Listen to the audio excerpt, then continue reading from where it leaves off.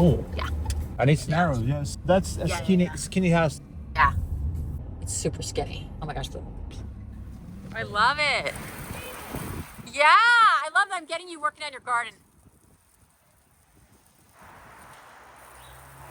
It's a skinny lot, right? It's a very skinny house. Yeah, it's 12 feet wide by 25 feet deep, and it's maximizing the volume going up, not out, which is kind of like a tree. Like, it's got a lot of plant properties to it, but it's primarily because the lot size is narrow. So it was building efficiently on a narrow lot. So this land used to be a part of the neighbor's land. It was their front garden, which was actually just like unmaintained dirt for decades. So this land was between the house and the cork oak and totally vacant. So the house kind of bridged the existing old historic East LA style home with existing cork oak tree. And the tree, the way they do cork, it's like harvested, right? From They essentially like skin it. Yeah, and so it's a renewable resource. It's incredible. And it has all of the properties for siding that wood has, but it's meant to last longer. You don't have to refinish it. So when that cork went on, it was a very like dark chocolatey brown, and then it's been silvering out and patining like a wood would do. But it's got this just super, super cool texture to it. It's not a huge lot, but you have a lot of garden already. When I moved into this home, it was a dirt slope down to the sidewalk, and then I got these boulders. What I love about this space is it ends up being kind of a waiting stop for the bus. So people will come and they'll sit and wait for their ride. I love that. And also, I wanted to make it feel more connected to the earth. Like initial images of it like being constructed, it kind of felt like it had erupted out of nowhere. And so the landscape was really meant to bring back a sense of like richness to the surrounding. I can't sleep at night unless a garden is growing. Hey bear, come here. Also, my dog, the whole point of being here was I wanted to give him an outdoor space. So it was to create a garden space for him to be into. So under this is our office. So this is all subterranean livable space. And then these blocks here are glass light wells. So we get light into the office.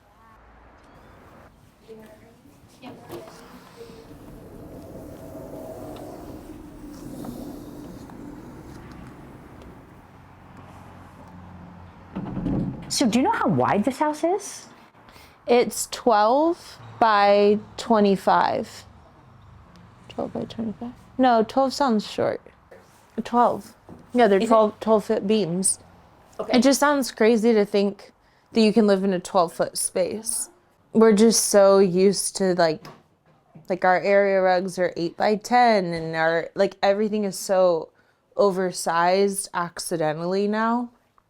Even saying 12 foot, I'm like, because if you put your arms out, like how much is left? Not a lot on either side, right? the body measurements. Yeah. I mean, everything's pretty scaled down in here.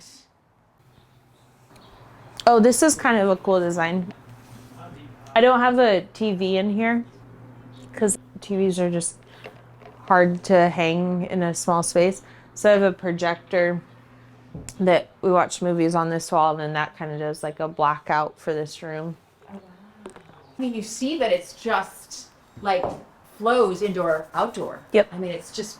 Yep. And I think these two spaces have to be connected because they're essentially the entire land. It's using the width of the lot. That's one of the reasons why we put the bench directly off. So then if you have gatherings or parties, you can kind of be in and out at the same time. So you can see here the cork is just not even protected. Yeah. It is. Oh yeah, it's just totally raw. Yeah, like if you look on the inside, if you look down on like the thickness of it, you can see on the window, but it's truly like there's no flashing from like the vertical and the horizontal surface of it. It's just totally exposed cork. And then this is kind of cool. So all of the countertops in the home are terrazzo using LA River rock. They used aggregate from the LA River. And then did a poured in place terrazzo.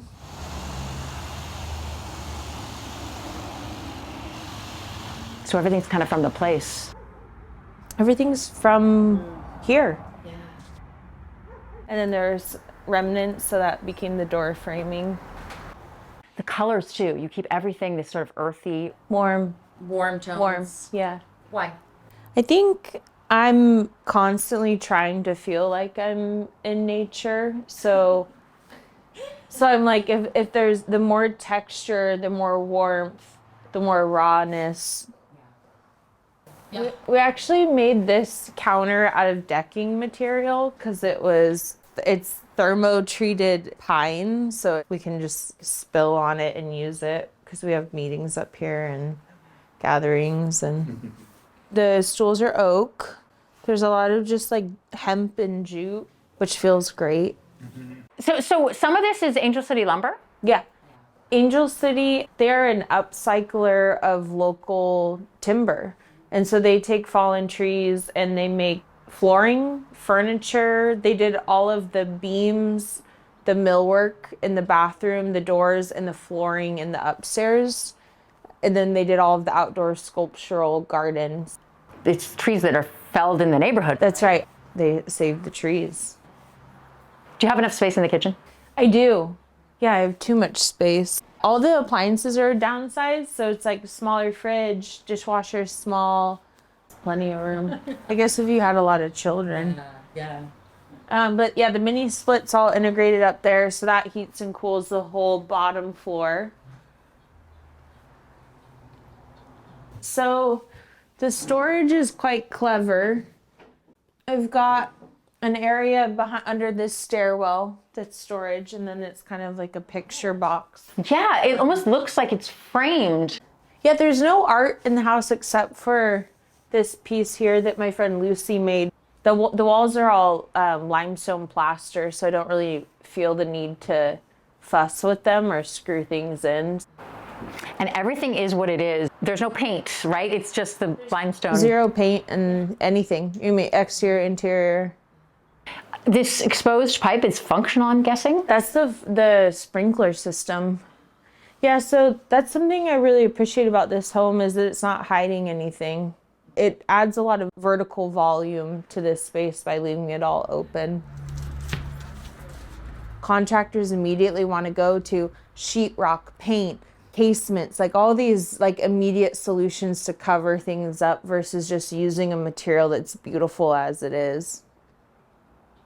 This is probably my favorite room. For a bathroom space, you don't need a lot of space.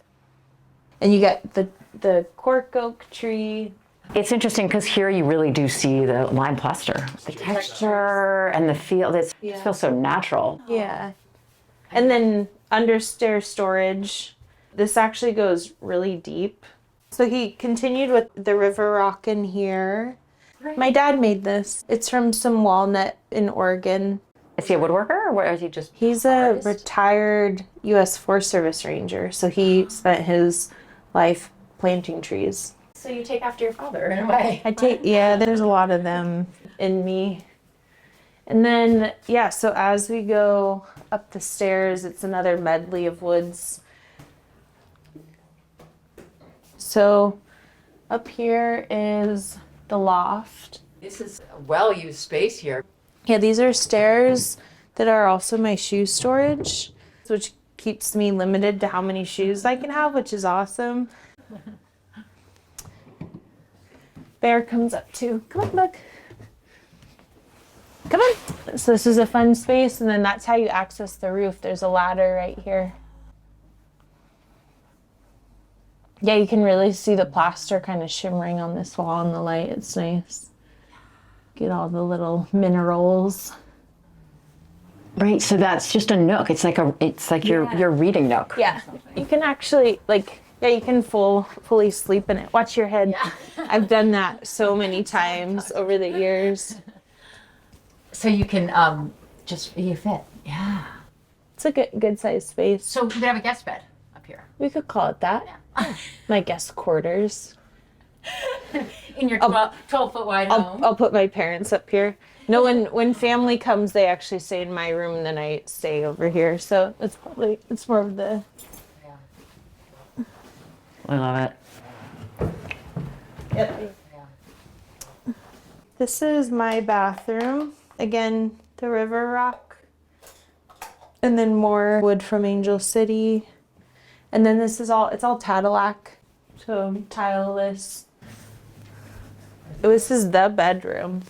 So it was designed, I put this in to divide this space, but it's designed with the framing to have a wall go down the middle, and this becomes a hallway.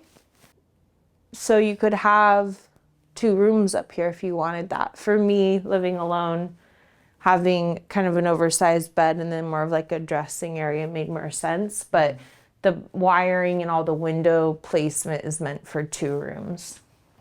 This bed, I had this built for the corner because I needed more storage. So underneath it, this whole bottom has trays that lift up. So I keep like wool blankets and extra bedding under it. And then the front is all of my like hiking and sweats stuff, more storage in the front. It's interesting how it works with a dog with steps. Right.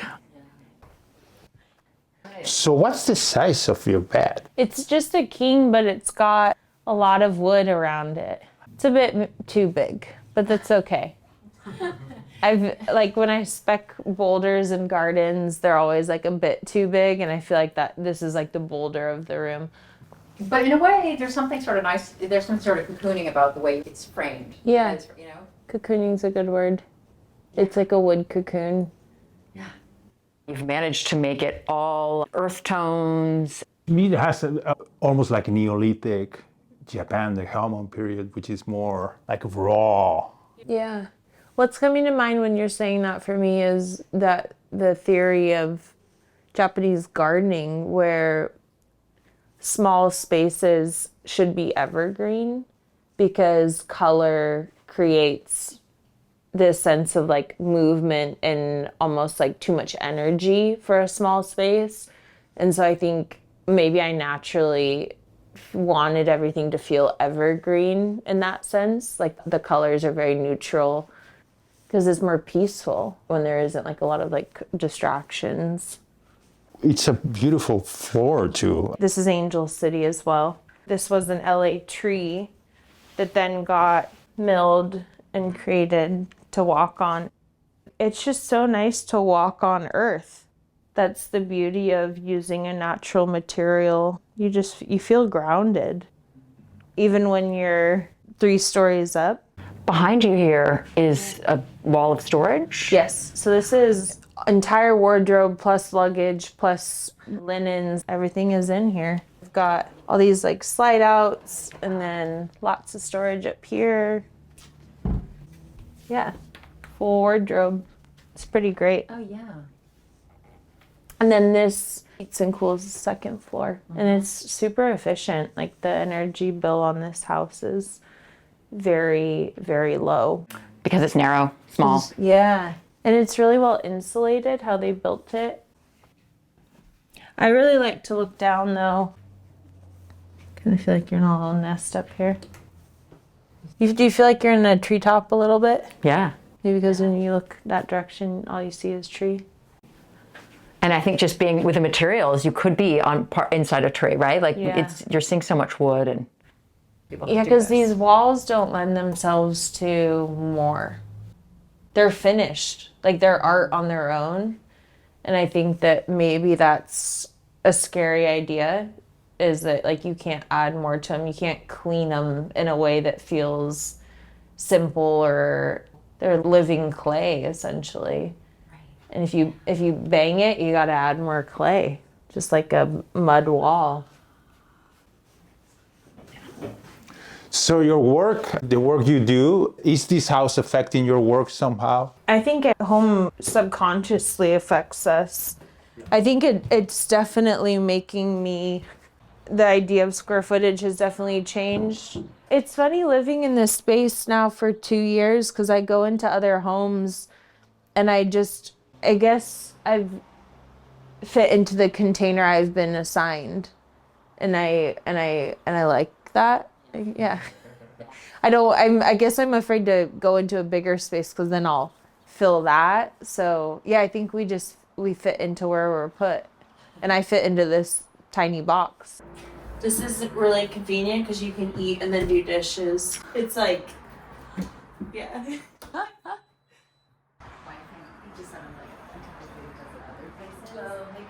The reason I do what I do is because I was missing the untouched materials in gardens and in homes. We don't need to touch it. Let's just place it correctly.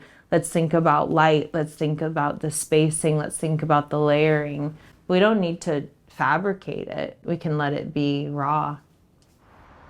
I can show you the front garden, which you access through here. But we put in this whole leveled patio and brought the rock up here and then used some fallen red gum eucalyptus from Angel City Lumber just to create kind of this like sculptural edge to this side. And then we have like our team meetings out here. A thought with the seating was that you could like sit on the rocks and see the canopy or sit on the like bridge beam and look at the tree. So a cork tree, it's working with the cork insulated house. It's almost like a conversation between the tree and what you get from the tree without killing the tree, right? Yeah, it's really neat to see something in living form and then in non-living form, but both are still providing equal opportunity to this home. And then this is where we kind of spend a lot of time because you get this really nice like angled sun with the steps. So right in here. Right here. You use it. I usually sit right here. Like right here. Hey, Bear. So you're taking advantage of all the space. You got to. Which I kind of like space being like this sense of scarcity because it really makes you appreciate every little moment of it and also what you keep in it. It's kind of like the sun spot with the bottle trees and yeah, and then instead of a rail, I put a log. So the planting out here is meant to all kind of create this verdancy around the perimeter. This is an acacia willow wattle. This is an elephant tree that's in winter mode. He's been through, I take plants with me. Oh yeah? The moving truck here was full of stones and plants, and I think the movers thought I was crazy. They're like, why are we moving all this rock? It's my objects.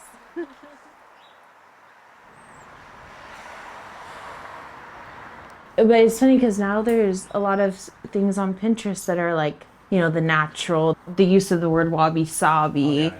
I call it the Pinterest effect. We don't need to fabricate that. That's not something that needs to be purchased. That's just more of a mindset and a philosophy. But it's hard when we're being marketed to purchase things. They've commercialized nature is maybe what we still have to be cautious of. Yeah, once we do the studio,